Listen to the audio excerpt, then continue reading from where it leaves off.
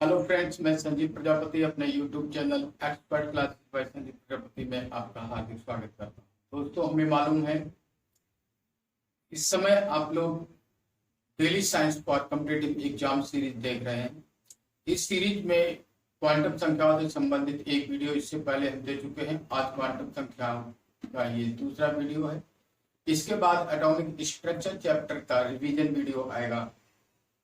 ठीक है दोस्तों, आप हमारे YouTube चैनल एक्सपर्ट क्लासेस में संजीव प्रजापति को अभी जाकर के सब्सक्राइब करें, बेल आइकन प्रेस करें ताकि हमारी आने वाली वीडियोज की नोटिफिकेशन आपको समय से मिल सके। दोस्तों, वीडियो देखने के बाद आप लोग वीडियो लाइक नहीं करते हैं, ऐसा बिल्कुल ना करें। वीडियो जरूर लाइक करें, क्योंकि आपके लाइक से हमें क्या मोटिवेशन मिलता है और उस मोटिवेशन से हम और मेहनत करने के बाद एक अच्छी सी वीडियो बना पाते हैं। आपको मालूम है, आधे घंटे की वीडियो बनाने के लिए कम से कम 3 से 4 घंटे का समय हमें देना पड़ता है और उसके बाद में भी हमें वीडियो शूट करना और उसके बाद में उसको एडिट करना, ये बहुत सारा काम एवरेजन 4 से 5 घंटे का काम हो जाता है। तब जाकर आधे घंटे की वीडियो हम आपके लिए तैयार कर पाते हैं। फ्रेंड्स, हमें मालूम है कि आगे से ऐसा शिकायत का मौका नहीं मिलेगा। आप लोग वीडियो को जरूर लाइक करेंगे, चैनल को सब्सक्राइब करेंगे, दोस्तों में जरूर शेयर करेंगे ताकि नीट की प्रिपरेशन करने वाले, आईआईटी की प्रिपरेशन करने वाले, टीजीटी, पीजीटी, एलटी, प्रवक्ता, बहुत सारे ऑल साइंसेज कोर्सेज जो एग्जाम्स होते हैं साइंस के, उन सारे एग्जाम्स वाले बच्चे इस वीडियो को पढ़कर, इसको देखकर लाभान्वित हो सके। ठीक है मित्रों, चलते हैं हम लोग क्वांटम नंबर्स के दूसरे वीडियोज के पहले प्रश्न की ओर। और मेरी आपसे एक अनुरोध है कि आप वीडियो को पूरा देखा करें। वीडियो को बीच में स्किप कर देते हैं, ये गलत बात है। हो सकता है स्टार्टिंग के प्रश्न या सारे ही प्रश्न आपको आ रहे हों, लेकिन उनका रिवीजन हो जाना बहुत जरूरी है, क्योंकि एग्जाम में वही प्रश्न ज्यादा गलत होते हैं जिन पर हमें कॉन्फिडेंस बहुत ज्यादा होता है। ठीक है मित्रों, एग्जाम में ऐसे प्रश्न के गलत होने की संभावना अधिक रहती है ना, तो कोशिश करें कि जो प्रश्न हमको आ रहे हैं वो निश्चित तौर पर गलत ना हो। ठीक है फ्रेंड, अब चलते हैं हम लोग आज के क्वांटम नंबर्स के दूसरे वीडियो की तरफ। और जैसा कि आपको मालूम है कि इस समय हम लोग daily sciences for competitive exam series देख रहे हैं। इस सीरीज में आज की वीडियो शुरू करते हैं। आज क्वांटम नंबर्स का पहला प्रश्न है एल बराबर 1, एल बराबर 3 और n बराबर 4। आप जानते हैं एल क्या है? L is the azimuthal quantum number. What is n? N is the principal quantum number. ठीक है, के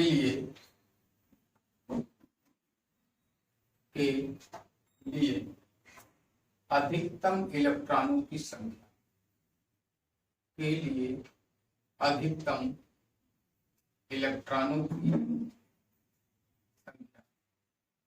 दोस्तों, क्वांटम नंबर्स में बहुत इजी टॉपिक्स है। क्वांटम नंबर्स पे बहुत सारे क्वेश्चन बनते हैं, बहुत सारे मेनी मोर क्वेश्चंस बन जाते हैं। इन क्वेश्चंस को करने के दो बहुत अच्छे तरीके हैं। सबसे पहले क्वांटम नंबर्स की थ्योरी हमें याद होनी चाहिए और दूसरा हमें इलेक्ट्रॉनिक कॉन्फ़िगरेशन आना चाहिए। ठीक है ना? तो हम आपको बता रहे थे एल बराबर 3, एन बराबर 4 के लिए अधिकतम क्वांटम संख्याएं यानी इलेक्ट्रॉनों की में कितने इलेक्ट्रॉन हैं? एल बराबर 3 में, एन बराबर 4 में। एन हमको मालूम है प्रिंसिपल क्वांटम नंबर है, एल भी मालूम है ये एजीमुथल क्वांटम नंबर है। एजीमुथल क्वांटम नंबर एल जो होता है 3, ये किसके लिए प्रयुक्त होता है? 0 एस के लिए प्रयुक्त होता है, 1 के लिए पी और 2 के लिए टी और 3 के लिए एफ। एफ उपकोष को हम एल बराबर 3 से दिखाते हैं। एफ उपकोष में 7 कक्षक होते हैं। कितने कक्षक होते हैं? 7। इस 7 कक्षकों में इलेक्ट्रॉन कितने कितने फिलअप होते हैं? 2-2 इलेक्ट्रॉन हर एक ऑर्बिटल में होते हैं। इस तरह से दोस्तों हमें पता चला कि हमारे पास एल बराबर 3 यानी कि एफ उपकोष में टोटल इलेक्ट्रॉनों की संख्या कितनी होगी? 14 electron. Electrons number of electrons will be 14 for the azimuthal number 3। Question हम लोग देखते हैं। लिखा है चुंबकीय क्वांटम संख्या प्रदर्शित करती है। बहुत अच्छा प्रश्न। चुंबकीय क्वांटम संख्या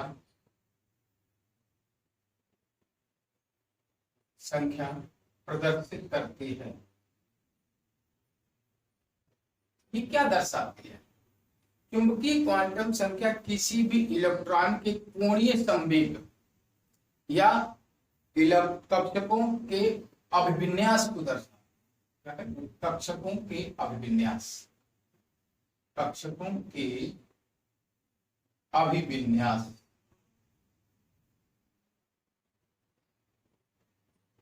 इससे पता चलता है किसी भी कोश में कितने कक्षक हैं या इलेक्ट्रॉन किस कक्षक में जा रहा है। ठीक है, हमें कक्षकों का अभिविन्यास पता चलता है। प्रश्न संख्या 3 की तरफ चलते हैं। प्रश्न संख्या 3 लिखा है उत्कृष्ट गैसों को निरूपित करने वाला।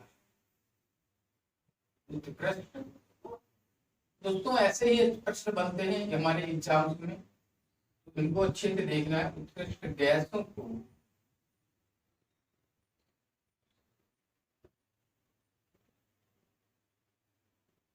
निरूपित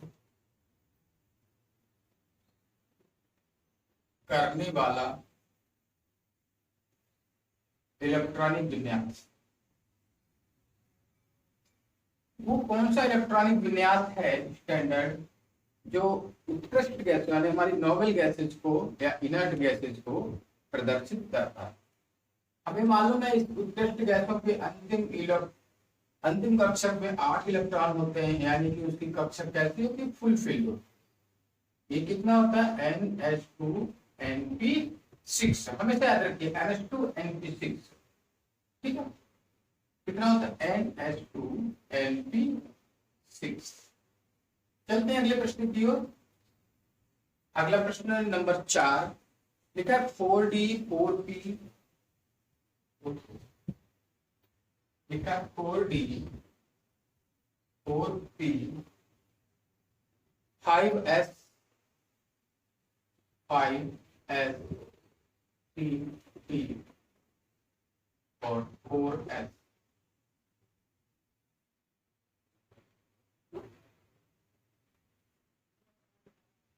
फाइव एस 3D 4S में इलेक्ट्रॉन भरने का क्रम, इलेक्ट्रॉन भरने का क्रम बता। दोस्तों हमको अफवाह जी ने बताया था, अफवाह का सिद्धांत क्या है आपको मालूम होगा।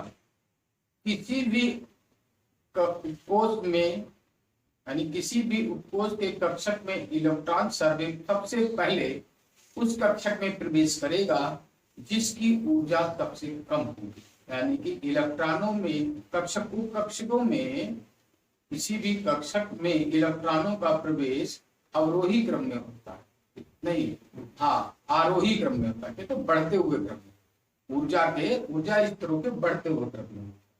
अर्थात जिसकी ऊर्जा सबसे कम होगी उसमें इलेक्ट्रॉन सबसे पहले आए। तो वही क्रम पूछा है इनकी ऊर्जा का। तो हम देख लेते हैं N+L रूल लगा देते हैं। कौन सा रूल लगाएंगे? N+L। N कितना है? 4। L कितना है? sp_d के लिए 4, L 2 होता है, इसके लिए N 4, P के लिए 1 होता है, 5 कब N के लिए 5, L कितना होगा? 0, N 3, L कितना हो जाएगा? 2 हो जाएगा, N 4, L कितना हो गया? 0। मित्रों हम इसको जोड़ देते हैं 6, 5, 5, 5 और 4। देखना यह है हमें सबसे छोटा कौन है? सबसे छोटा हो गया हमारा ये, यानी इसकी एनर्जी सबसे कम होगी। ये कितना है? 4s, कितना है? 4s। फिर इसके बाद अगला इलेक्ट्रॉन किस में जाएगा? 5 में। ये 5 में जाएगा, लेकिन 5 में से किस में जाएगा? तो 3 वैल्यू में 5 की मिल गई, तो जिसके लिए n का मान कम उसकी एनर्जी कम। तो n का मान किसके लिए कम हो गया? 3 है या 4 या 5, इसके लिए कम। ये क्या? 3D। इसके बाद 3D में जाएगा, 3D के बाद में कितने जाएगा? इसमें 4P, इसमें 4P और 4P के बाद 5S और 5S के बाद में सबसे अधिक ऊर्जा वाला कक्षक कौन सा? 4D। तो 4D में इसके बाद इलेक्ट्रॉन जाता है। दोस्तों ये तो था इलेक्ट्रॉन के भरने का क्रम। ठीक है मित्रों, अब चलते हैं अगले प्रश्न। अगला प्रश्न नंबर 5 हमारे सामने होगा। लिखा है n बराबर 3 l बराबर 1 में n बराबर 3 l बराबर 1 n बराबर 3 l बराबर 1 m बराबर 0 के लिए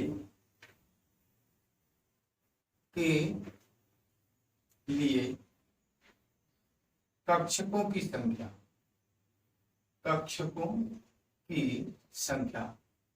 दोस्तों जब इस तरह के प्रश्न आते हैं तो मालूम क्या, जब तक हमें पता नहीं है तब तक कंफ्यूजन बहुत है। ये क्या, किस पे टिक लगाएं भाई। n बराबर 3 है यानी कि तीसरा कोष हो गया, n बराबर 1 है यानी कि p उपकोष हो गया। p उपकोष हो गया ना, p में 3 हो गए। अब p उपकोष के लिए l का मान 1 होता है, तो ये -1 हो गया, ये 0 हो गया, +1 हो गया। ये क्या होगा, ये m के मान होगा। ये काय के मान होगा, m की वैल्यू हो गई है। हमें m बराबर 0 देखना है तो 0 देख लो भाई इसको। इसमें कितने कक्षक है, एक ही तो कक्षक है। कितने कक्षक है, एक। तो एक इसका आंसर होगा। कितना आंसर होगा इसका, एक। कई बार क्या होता है, हम प्रश्नों को देखकर कंफ्यूज हो जाते हैं। हमें कंफ्यूज नहीं होना है, बहुत ही धैर्य के साथ प्रश्न सॉल्व करना है। प्रश्न संख्या देखते हैं 6। प्रश्न संख्या 6 यानी 6 लिखा है सोडियम परमाणु के। इस तरह के प्रश्न पीजीटी में भी बनते हैं। लिखिए देखिए, सोडियम परमाणु के अंतिम इलेक्ट्रॉन की चारों क्वांटम नंबर्स बताइए। अब इस तरह के प्रश्न बनते हैं हमारे टीजीटी और पीजीटी एग्जाम, प्रवक्ता एग्जाम, जीआईसी, एलटी ग्रेड के जो एग्जाम्स होते हैं उनमें। हम आपको बताएं सोडियम परमाणु की अंतिम इलेक्ट्रॉन। सोडियम परमाणु का अंतिम इलेक्ट्रॉन कहाँ होता है आपको मालूम है, आउटर मोस्ट ऑर्बिटल में होता है। सोडियम होता है, इसका इलेक्ट्रॉनिक कॉन्फ़िगरेशन के लिए इलेक्ट्रॉन इसमें 11 होते हैं, 1s2 2s2 2p6 और 3s1। ये इसका अंतिम इलेक्ट्रॉन हो गया। ठीक है, अब यहाँ में देखिए, क्लियर देखिए, ये n होता है, ये वैल्यू क्या होती है, n बराबर में कितना मिला, 3। l बराबर s के लिए कितना था, 0। s 0 है तो m बराबर कितना हो गया, 0। अब पूछेंगे स्पिन क्वांटम नंबर s कितना होगा। अब इसमें s कक्षक में एक ही इलेक्ट्रॉन है, ऊपर जा रहा है।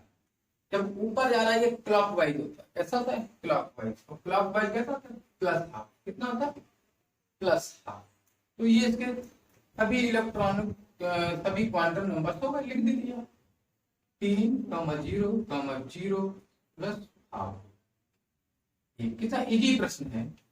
अगर नहीं मालूम है तो हमारे 4 अंक कम कर सकता है। ठीक है, यानी कि एक प्रश्न का हमें नुकसान हो सकता है, लेकिन अब नहीं होना चाहिए। ठीक है, प्रश्न संख्या 7 देखते हैं मित्रों। प्रश्न संख्या 7 में क्या, क्वांटम संख्या n में कक्षकों की कुल संख्या है। क्वांटम नंबर्स हिंदी में लिखिए,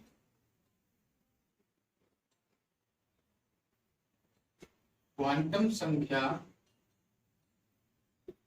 n में कक्षकों की कुल संख्या, में कक्षकों की कुल संख्या। What is n? n होता क्या है, आपको एक क्वांटम नंबर हो तो मुझे मालूम है, बट ये प्रिंसिपल क्वांटम नंबर होता है। कितना होता है, प्रिंसिपल क्वांटम नंबर, यानी मुख्य क्वांटम संख्या को स्मॉल n से लिखा।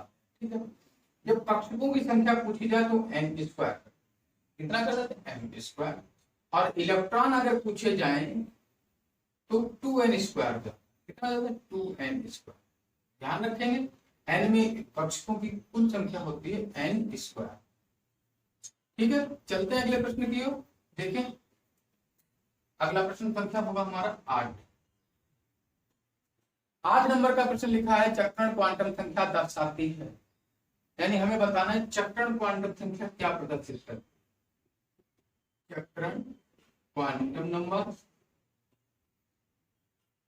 दर्शाती है। चक्रण क्वांटम नंबर दर्शाती है। क्या दर्शाती है दोस्तों, हम आपको बता देते हैं चक्कर क्वांटम नंबर क्या होते हैं। देखो, ये जो किसी ऑर्बिटल में दो इलेक्ट्रॉन होते हैं, एक इस तरह से एक इस तरह, ये जो होती है इसके इलेक्ट्रॉन्स के लिए एस से थ्रो करते हैं क्वांटम संख्या को। तो एस के मान कितने हो जाते हैं, प्लस हाफ और माइनस हाफ। प्लस हाफ इस वाले इलेक्ट्रॉन के लिए है, इस वाले इलेक्ट्रॉन के, और माइनस हाफ इस पर। मतलब प्लस हाफ किसके लिए, जो क्लॉकवाइज घूम रहा है, और जो एंटी क्लॉकवाइज घूमेगा उसके लिए क्या हो गया, माइनस हाफ। क्या हो गया, माइनस हाफ। तो ये जो क्या दर्शाती है, किसी भी कक्षक में इलेक्ट्रॉनों के घूर्णन की दिशा को, यानी चक्रण की दिशा बताती है। क्या बताती है, चक्रण की दिशा, इलेक्ट्रॉन के चक्रण की दिशा को प्रदर्शित करती है कौन, चक्रण क्वांटम संख्या। समझ गए होंगे सारे लोग। देखिए, क्वेश्चन गलत होना जाहिर सी बात है, बट क्वेश्चन सीखने के बाद, यहाँ पढ़ने के बाद अब गलत हो जाए तो गलत बात, अब गलत नहीं होना चाहिए। भाई मैं तो कहता हूँ सारे लोग मस्त रहो, व्यस्त रहो, पढ़ाई करते रहो, एग्जाम से अच्छा हो। चुंबकीय क्वांटम संख्या -3 है तो मुख्य क्वांटम संख्या होगी। देखिए कितना प्यारा क्वेश्चन है। चुंबकीय क्वांटम संख्या लिखा है, चुंबकीय क्वांटम संख्या -3 है, यानी चुंबकीय क्वांटम संख्या होती कौन सी, m। m बराबर -3 है तो मुख्य क्वांटम संख्या n बराबर 12, तो n होगी। n का मान पूछा है दोस्तों, हम बताएं जब m की वैल्यू निकालते हैं तो कहां से निकालते हैं, L बराबर में 2 है तो m बराबर -2 -1 0 +1 +2, यही तो होती है। अगर ये थी -3 से अगर यहाँ शुरू करेंगे तो इसका मतलब L की वैल्यू कितनी है, 3। कहने का मतलब ये है मित्रों, अगर m बराबर -3 तो L बराबर 3, L बराबर 3, n बराबर कितना होता है, L +1, यानी 3 + 1 बराबर 4। ठीक है, चलिए प्रश्न संख्या 10 की तरफ। प्रश्न संख्या 10 लिखा, यदि L बराबर 1 तो कक्षक की आकृति कैसी होगी। प्रश्न संख्या 10 कह रहा है, यदि L बराबर 1 तो कक्षक की आकृति होगी। तो कक्षक की आकृति कैसी होगी। यदि L बराबर 1 है तो इट मींस क्या हो गया, हमारे पास कौन सा उपकोष हो गया, सबसे L बराबर 1 P उपकोष के लिए। अब P उपकोष की आकृति कैसी होती है, डम्बलाकार। चाहे ऐसे लिख लो, चाहे ऐसे बनाओ, चाहे ऐसे बनाओ, कुछ भी किसी भी तरह के हम चित्र को बना सकते हैं। तो डंबल के आकार के हो जाते हैं। ठीक है, इसकी आकृति कैसी होगी, डम्बलाकार।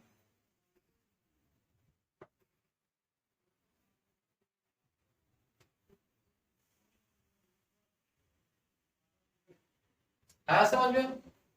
चलते हैं प्रश्न संख्या 11 की तरफ।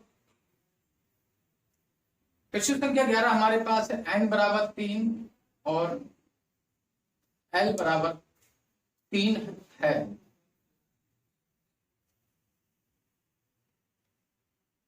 n बराबर 3 और L बराबर भी 3 है। यार ये तो गलत है ना, क्योंकि L का मान हमेशा n से 1 कम होता है। गलत है, गलत है।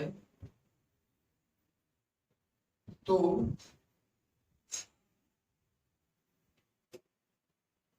L का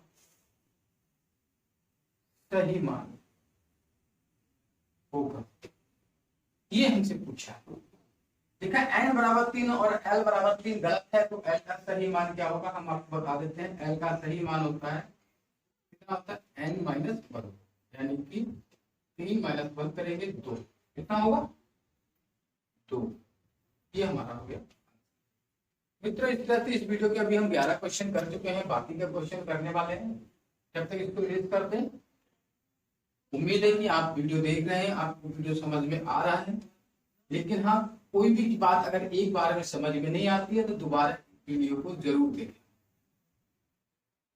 जब आप वीडियो को दोबारा देखते हैं तो यही क्वेश्चन आपको बिना कॉपी पेन के समझ में आने लग जाए। लेकिन इसके लिए थ्योरी पढ़ना बहुत जरूरी है मित्र।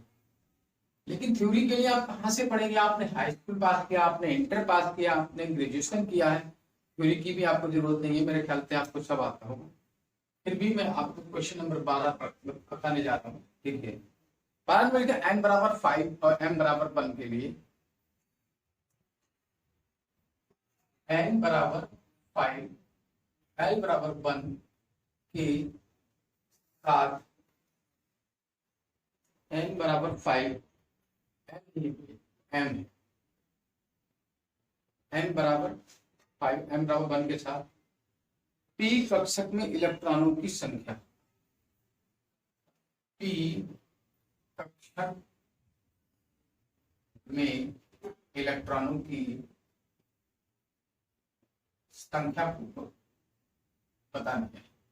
भाई m बराबर 1 जब लिखा हुआ है, यहाँ लिखा है n बराबर 4, तो l बराबर कितना 4 हो गया। भाई n बराबर 5 है तो l बराबर 4 हो गया, जाहिर सी बात है।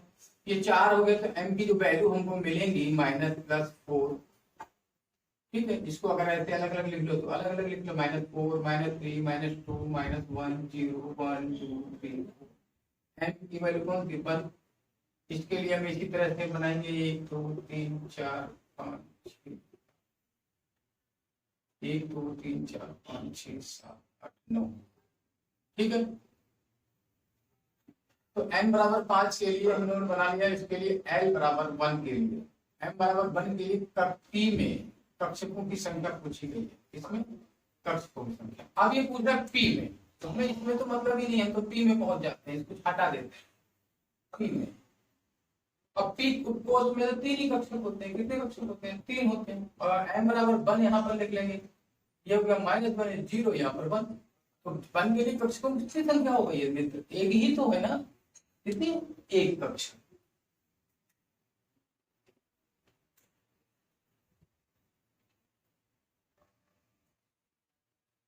चलते हैं प्रश्न का 13 देखते हैं। प्रश्न का 13 लिखा है 2s के लिए इलेक्ट्रॉन का कोणीय संवेग बताइए।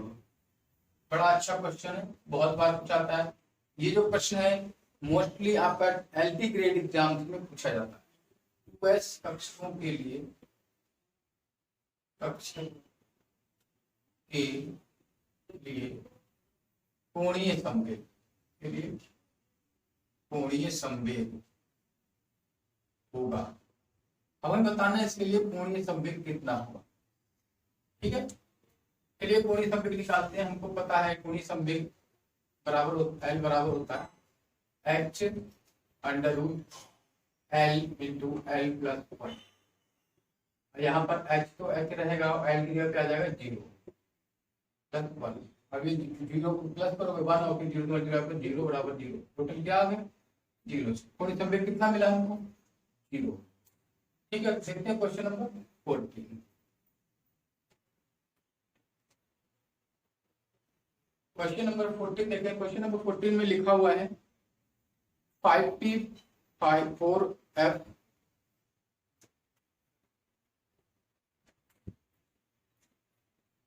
5p 4f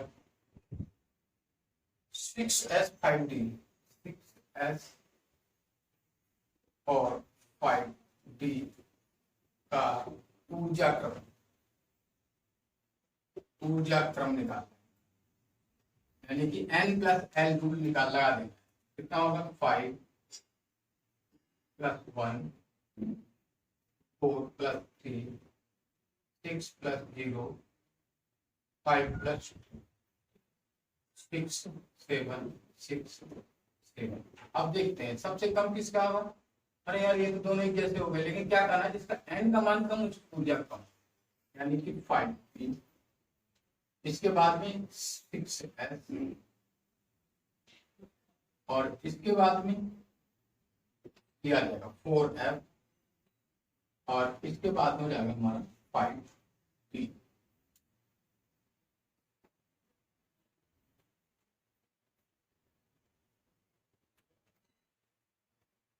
question number 15, capital N में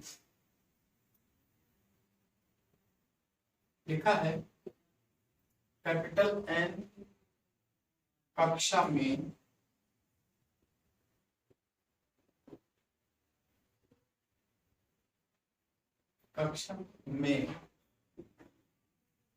इलेक्ट्रॉनों की संख्या बताइए, में इलेक्ट्रॉनों की संख्या।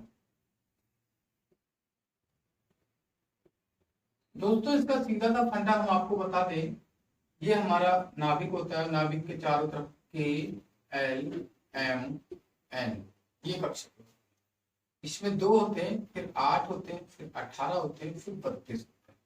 तो हमारा इसके लिए आंसर कितना हो जाएगा? 30। कितना हो जाएगा? 32। और 32 को अगर सॉल्व करें 1 2 3 4 चौथी कक्षक हो जाती है, तो चौथी कक्षक के लिए हम क्या क्वांटम संख्या 4 हो जाती है, n बराबर के लिए हो जाता है 4, तो इसके लिए इलेक्ट्रॉन संख्या 2n स्क्वायर यानी 2 गुणे 4 पावर 2 यानी कि 2 गुणे 16 इक्वल टू 32। ठीक है ना, ऐसे भी निकाल सकते हैं, लेकिन अभी कैलकुलेशन का समय नहीं है, इसीलिए हम कैलकुलेशन से बचने की कोशिश करें, ज्यादा अच्छा है। क्वेश्चन संख्या हमारे पास होगा 16। मित्रों क्वेश्चन संख्या प्रश्न 16 हम पढ़ने जा रहे हैं। लिखा है L बराबर 3 के लिए संभावित m के मान।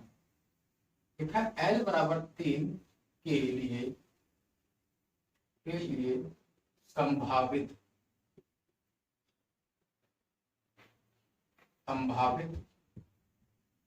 m के मान। दोस्तों हमें मालूम है कि जब m की वैल्यू जो होती है वो प्लस माइनस दोनों तरीके से होती है, तो L बराबर 3 है तो m की वैल्यू कितनी होगी? Plus minus 3 plus minus 2 plus minus 1 0। इस तरह से कितने कक्षक प्राप्त हो गए ऑर्बिटल हमको m के? L बराबर 3 के लिए हमको 7 ऑर्बिटल प्राप्त हो चुके हैं। ठीक है, अगला देखिए 4d3 के लिए क्वेश्चन नंबर 17। बहुत ही अच्छा क्वेश्चन देखिए, 4d3 के लिए चारों क्वांटम संख्याएं पता। अब 4d3 के लिए कैसे निकाल लेंगे? ये जो होता है ना, ये हमने बताया कई बार होता है, आपको आप लोग ध्यान नहीं देते। ये जो बताया गया था ये n होता है, n बराबर 4, d बराबर कितना होता है? 0 1 2, d बराबर कितना होता है? ये L बराबर हो गया 2। L के लिए इसको नहीं देखना है कि हमेशा इसमें से कम करके लिख दो, ऐसा नहीं होता है। L यहां से देखते हैं, ये जो होता है ये L को शो करता है। S बराबर 0 होता है, T के लिए 1 होता है, D के लिए 2 होता है, F के लिए 3 होता है, तो D है ना, तो D के लिए कितना होगा? 2। ठीक है, M बराबर कितना हो जाएगा? M बराबर हो जाएगा कितना हो जाएगा? M बराबर 2। M बराबर कितना हो जाएगा आपका? ये 4 हो गया, ये 2 हो गया। अब देखेंगे m बराबर कितना होगा। ठीक है, m बराबर कितना होगा इसके लिए देखते हैं। d के लिए पहले क्या करते हैं हम लोग? कक्षक बनाते हैं, d और d के लिए कक्षक बनाएंगे। कितने कक्षक होते हैं? d में 5 कक्षक हो गए। अब इसमें कितने इलेक्ट्रॉन है? 3 इलेक्ट्रॉनों को पहले फिल करते हैं, 1 2 3। अब d के लिए भरेंगे 2 के लिए -2 -1 0 +1 +2। अंतिम इलेक्ट्रॉन किस में गया? अंतिम इलेक्ट्रॉन 0 में गया। m बराबर कितना हो गया? 0। s बराबर कितना हो गया? ऊपर की ओर है, +12। ये हो गई ना 4 2 0 +12। ठीक है, ये चारों क्वांटम नंबर तुम्हें मिल गए। प्रश्न संख्या देखते हैं 18। अब हम पढ़ेंगे प्रश्न संख्या 18। प्रश्न संख्या 18 में लिखा हुआ है S बराबर -12 वाले 2p इलेक्ट्रॉनों की संख्या, अधिकतम संख्या। S बराबर -12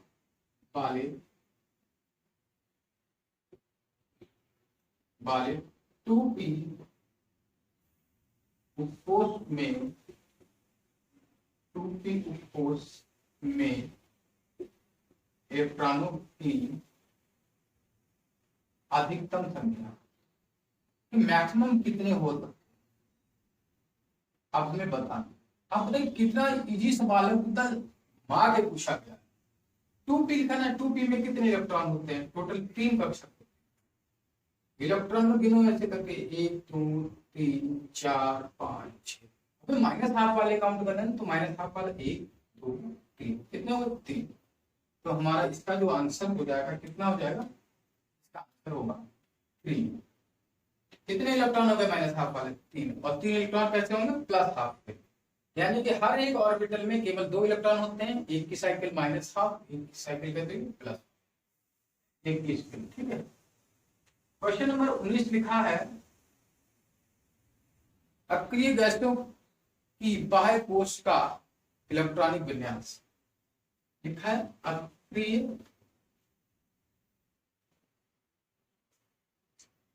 तत्वों के बाह्य कोश का इलेक्ट्रॉनिक विन्यास।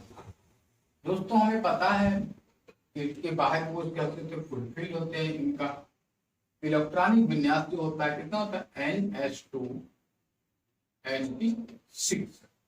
क्यों, क्योंकि ये अक्रिय तत्व P ब्लॉक में सबसे आखिर में पाए जाते हैं, 18वें समूह में पाए। प्रश्न के बीच लिखा है NaCl की त्रिविमीय संरचना में। देखिए कितना अच्छा प्रश्न है, ये पूछा गया है टीजीटी एग्जाम में, और संभवतः एसएससी के जो एग्जाम्स होते हैं और इन एग्जाम्स में पूछा जा सकता है। ठीक है, लिखा है NaCl की त्रिविमीय यानी त्रिविमीय संरचना में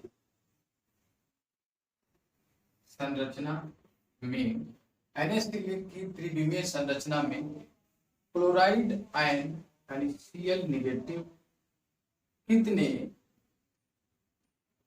Na पॉजिटिव से